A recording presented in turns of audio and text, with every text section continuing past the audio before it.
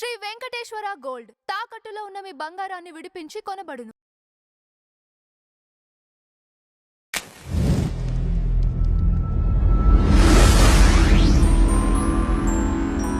నమస్కారం నాగార్జున గారు. నమస్తే అంజీ గారు. మొన్న నెల్లూరు పరామర్శది. ప్రతిసారి జగన్మోహన్ రెడ్డి గారి పరామర్శ అంటే ఒక సంచలనం. సో ఇక్కడ కూడా మీరు గమనించినట్టయితే ప్రతిసారి ఆయన ఫ్రస్ట్రేషనా లేకపోతే ఆ పదజాలం అండి. మీరు గమనించినట్టయితే మొన్న కూడా ఆ ఓల్డ్ అప్పుడు ఇదే చంద్రబాబు నాయుడు గారు కొట్టుకున్నారు, అప్పుడు ఇదైంది, ఇవన్నీ కూడా బావిలో దూకి సావండి, ఊరేసుకోండి. ఎలా అనిపిస్తుంది మీకు? అంటే అదేనండి, మీకు ఫ్రస్ట్రేషన్ పీక్స్ లోకి వెళ్తే మీ స్థాయి మర్చిపోతారు. ఓకే, జగన్మోహన్ రెడ్డి గారి ఒరిజినల్ క్యారెక్టర్ ఇప్పుడు బయటకు వస్తాం. ఇప్పటిదాకా ఏంటంటే ఆయన జీసస్ క్రైస్తుకి మారు పేరుగా ఒక దూతలాగా ఒక వేషం వేసుకొని వాళ్ళ నాన్నగారు చనిపోయారు అనేటువంటి సానుభూతి పవనాల్లో అందరినీ పరామర్శ యాత్రలు, తర్వాత తాళలు సవరదీయటాలు, బొగ్గలు నిమటాలు, కౌగిలింతలు చేయటాలు, ఆలింగనాలు, దీంతో ఏంటంటే ఇతను మన కోసమే వచ్చాడు. చంద్రబాబు నాయుడు గారేమో అంత దూరం నుంచి చేతులు వెళ్ళిపోతాడు, ఈయన అసలు అన్నటువంటి దీంట్లో వచ్చారు. కానీ గత 5 సంవత్సరాల్లో ఈయన పాలన చూసిన తర్వాత జనానికి అర్థమైంది ఏంటంటే బయటికి కనిపించే మనిషి ఒకటి, లోపల మనిషి ఒకటి అనేటువంటిది అర్థమైపోయింది. అప్పటిదాకా కొంచెం అప్పుడప్పుడు దాటి మాట్లాడి ముగ్గురు పెళ్ళాలని, లేకపోతే నా వెంట్రుకు బేకలేరని, దుష్ట చతుష్టయం, ఇవి మాత్రమే మాట్లాడాడు అధికారంలో ఉన్నన్నాళ్ళు. అధికారం పోయిన తర్వాత గ్రాడ్యువల్గా హీట్ పెరుగుతూ ఈ కేసులన్నీ బయటకు వచ్చేటప్పటికి ఏంటంటే ఆయనకి విపరీతమైన ఫ్రస్ట్రేషన్లోకి వెళ్ళిపోతున్నాడు, రెస్ట్లెస్గా ఉంటున్నాడు. మీరు ఎక్కడికి వచ్చినా చూడండి అదే పాట. మీరు అయ్యే కాగితాలు పట్టుకుంటాడు, అవే మాటలు మాట్లాడతాడు. మీ పాలన ఎందుకు దూకండి ఏదన్నా బావిలో, లేకపోతే ఊరేసుకోండి, ఈ మాట్లాడటం.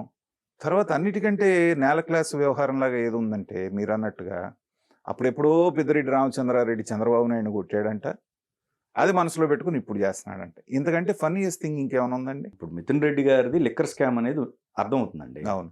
కానీ ఈ టైపు మాట్లాడితే కూడా అర్థం చేసుకునే వాళ్ళు ఉంటారు, ఈ యాంగిల్ని కూడా. అవును, ఉంటారు. ఇప్పుడు అంత అమాయకులు ఉన్నారు సార్ తెలుగు రాష్ట్రాల్లో. అమాయకులు కాదండి, నేను అనేది ఏంటంటే ఒక సైకో బ్యాచ్ ఒకటి జగన్మోహన్ రెడ్డి గారంటే విపరీతమైనటువంటి, అంటే ప్రాణాలు ఇవ్వటానికైనా ప్రాణాలు తీయటానికైనా సిద్ధపడే బ్యాచ్ కొంత ఉంది.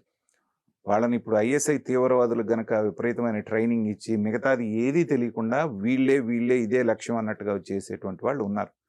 దాంట్లో కులాల ఈక్వేషన్స్ కానివ్వండి, మతాల ఈక్వేషన్స్ కానివ్వండి, లేకపోతే ఆర్థిక పరమైనటువంటి వ్యవహారాలు కానివ్వండి, ఒక బ్యాచ్ ఉంది.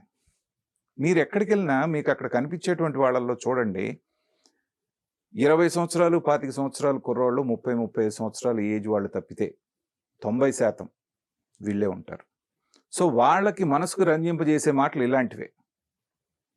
రప్ప నరకటాలు, దాన్ని ఈయన సమర్థించటం, దాన్ని పదే మళ్ళీ ప్రెస్ కాన్ఫరెన్స్లో ఇది చేయటం ఏంటంటే మేము ఇంకా తగ్గట్లేదు, మా హై హ్యాండెడ్నెస్ ఉంది, మేమేం భయపడట్లేదని చెప్పడం, మేకపోతు గాంభీర్యం ప్రదర్శించడం అంటారు చూసారా, అది. తర్వాత బజార్లో ఇద్దరు కొట్టుకుంటా ఉంటే వెనకటి అన్ని చదువుకుంటారు చూసారా, ఒరే నువ్వు అప్పుడు ఎట్ట చేసావు, నువ్వు ఇప్పుడు ఎట్ట చేసావు, నీ సంగతి నాకు తెలుసు, నా సంగతి, ఈ వ్యవహారం లాగా ఉంది తప్పితే ఒక మాజీ ముఖ్యమంత్రిగా, ఒక ముఖ్యమంత్రిగా 5 ఏళ్ళు చేసి ఒక ఎమ్మెల్యేగా ఇన్నిసార్లు చేసినటువంటి వ్యక్తిత్వం లాగా ఎక్కడ కనబడట్లేదు. ఇంకో ఇక్కడ మీకు అడ్డొస్తున్నాను కాదు, ఇప్పుడు ఈయన వెళ్ళారు పరామర్శకి, కానీ అసలు ఆ నెల్లూరు మెయిన్ పోగొట్టుకున్నది ఒక పెద్ద హ్యాండ్. అంతేగా. ఎవరు? వేమిరెడ్డి. వేమిరెడ్డి గారికి సంబంధించి మరి ఆయన ఆ మాట అనబట్టే కదా రియాక్షన్. అతని ఇంటికి వెళ్ళి నువ్వు పరామర్శ ఏమనాలి ఇప్పుడు? అందుకనే నిన్న నెల్లూరు సభలో చూడండి, లేడీ నాయకులు ఎవ్వరు ఒకళ్ళు రాల అతను ఎమ్మట. మీకు ఇందాక నేను అన్నది అదే, నిజంగా అన్యాయం అయిపోయి అన్యాయంగా కేసులు పెట్టి బాధపడుతున్న కార్యకర్తను పరామర్శించామంటే దేర్ ఇస్ సమ్ మీనింగ్. కానీ పోలీసు మీదే దౌర్జన్యం చేసి బ్లేడ్ బ్యాచ్ లాగా ప్రవర్తించిన తెనాల్లో ఉన్నటువంటి రౌడీ షీట్లను నువ్వు వెళ్ళి పలకరిస్తే నీ క్యాడర్కి నువ్వేం సందేశం ఇస్తున్నట్టు? నాకు వీళ్ళే కావాలని చెప్పటం కదా.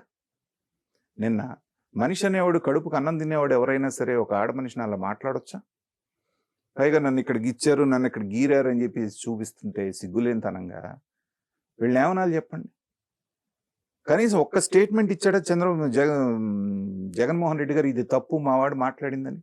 అతనిలో ఉన్న గొప్పతనం ఏంటంటే చంద్రబాబు నాయుడు గారు వాళ్ళ క్యాడర్లో ఎవరన్నా తప్పు చేస్తే కామన్ మ్యాన్ కిరణ్ అనే అతను ఒక మాట మాట్లాడాడు. 24 అవర్స్ లోపల లోపలేశారు. అవును. కానీ వాళ్ళు ఎన్ని తప్పులు చేసినా వాళ్ళ క్యాడర్లో డోర్ డెలివరీ చేసినా, ఇంకోటి చేసినా, లేకపోతే వీడియోల్లో చండాలంగా కనిపించినా ఒక్కళ్ళన్నా చర్య తీసుకున్నాడా? బూతులు తిట్టినా. కాబట్టి నాకు వీళ్ళే కావాలి అని చెప్పకనే చెప్తున్నాడు. మీరు నాయకులు ఎందుకు దూరం అయ్యారు? లాస్ట్ ఎలక్షన్స్లో అందరు కాడి ఎందుకు బారేశారు? నాకు వాలంటీర్లు ఉన్నారు, వీళ్ళు చాలు అనుకున్నారు.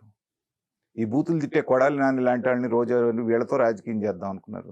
వాళ్ళతోటి చేసుకునేవాడిని ఉన్నారు. మెయిన్ నాయకులందరూ కాడి కింద బారేసి కూర్చున్నారు. అందుకే కదా నువ్వు 11 సీట్లకు వచ్చింది. మన డిస్కషన్లోనే నేను ఎన్నిసార్లు అవును. చెప్పాను, అవును. ఇది కాదు జగన్మోహన్ రెడ్డి గారు చేయాల్సింది. జిల్లా పర్యటనలు చేయండి. వాళ్ళని మీ దగ్గరికి తాడేపల్లి పిలిపించుకోవటం కాదు. మీరు వెళ్ళి 2 రోజులు 3 రోజులు జిల్లా కేంద్రంలో ఉండి వాళ్ళందరినీ పిలిచి నేను మారాను, గతంలో జరిగిన తప్పులు జరగవు, మిమ్మల్ని నేను పట్టించుకుంటాను అని ఒక భరోసా కల్పిస్తే పార్టీ ఏమన్నా కొద్దో గొప్ప లేస్తుంది, లేకపోతే జరగదని చెప్పాను. దాని కామెంట్స్లో నన్ను తిట్టిన వాళ్ళు కూడా ఉన్నారు. లేనిపోని సలహాలు ఇవ్వబాకండి, మళ్ళీ ఆయన బయలుదేరితే మళ్ళీ పెరుగుతాడని చెప్పేసేసాను. సో అలాంటివి పట్టించుకోకుండా ఈ పనికిమాలిన చెత్త రాజకీయం అంతా చేస్తూ ఇవే డైలాగులు. ఎవరైనా సీఎంగా చేసినటువంటి వ్యక్తి ఇలా అన్నా తప్పే, ఇలా అన్నా తప్పే, రప్ప రప్ప అంట మంచిదే కదా, ఎవడన్నా కనీస విజ్ఞత ఉన్నాడు అంటాడండి? దాన్ని సమర్థించుకోవటం అంటే ఏంటంటే ఇంకా నేను రాజకీయానికి పనికిరాను, మీరు నన్ను ఎన్నుకోవద్దని ఇండైరెక్ట్గా ప్రజలకు చెప్పేస్తున్నాడు ఆయన. ఇప్పుడు జగన్ గారి ఆ స్టేట్మెంట్లు ఏంటంటే ఒక కామన్ మ్యాన్ ఇచ్చే స్టేట్మెంట్లకి ఆయనకి తేడా ఏముంది తేడా లేదు. అనిపిస్తుంది. ఇప్పుడు కామన్ మ్యాన్ ఇచ్చాడు అనుకోండి, వీ కెన్ అండర్స్టాండ్. ఎందుకంటే అతని స్థాయి అది, Correct. పొద్దున్న లేచిన దగ్గర నుంచి ఇదే పని. కరెక్ట్. నువ్వు ఒక పెద్ద రాష్ట్రానికి ఒక ముఖ్యమంత్రిగా మాజీ ముఖ్యమంత్రి చేసినటువంటి వ్యక్తివి. నేను అందదే వయసుతో పాటు మెచ్యూరిటీ రావాలి నీకు. అది లేకపోగా ఇంకా నిన్ను నువ్వు దిగదార్చుకొని ఇవాళ గట్టిగా జగన్మోహన్ రెడ్డి గారి తరఫున మాట్లాడుతున్న వాళ్ళు ఎంతమంది ఉన్నారు చెప్పండి ఒకసారి. జగన్మోహన్ రెడ్డి గారు తను తానే ప్రమోట్ చేసుకోవాల్సి వస్తుంది ఇట్లాంటి డైలాగుల మూలన. అడపాదడప అంబటి రాంబాబు, రోజా, పేర్ని నాని, ఈ ముగ్గురిని పక్కన పెట్టి మీరు ఒకసారి ఆలోచించండి, ఎవరు మాట్లాడుతున్నారు? ఎవరిని ఉన్నారా? నాకైతే కనపడట్లేదు. మిగతా ఎప్పుడో ఒకటిసారి అరసారి మాట్లాడేవాళ్ళని పక్కన పెట్టండి. ప్రతిసారి నిన్ను డిఫెండ్ చేయడానికి పట్టుమని 10 మంది ఎందుకు రావట్లేదు ముందుకి? డిబేట్లో, టీవీ డిబేట్లో జరుగుతున్న దాంట్లో బూతులు మాట్లాడటం, ఎగబట్టం తప్పితే పాయింట్ మీద నీ వాళ్ళు ఎందుకు మాట్లాడలేకపోతున్నారు? నిన్ను ఎందుకు డిఫెండ్ చేయలేకపోతున్నారు? అంటే ఏంటంటే నువ్వు చేసే వికృతి చేస్తలే. ఎవరిని అడిగితే క్వశ్చన్ వేస్తే ఏం సమాధానం? కాబట్టి ఏంటంటే రాజకీయంగా ఆయన భవిష్యత్తు అనేటువంటిది చాలా అంధకారంగా కనపడుతుంది. అది అతను ఎంత త్వరగా రియలైజ్ అయితే అంత మంచిది.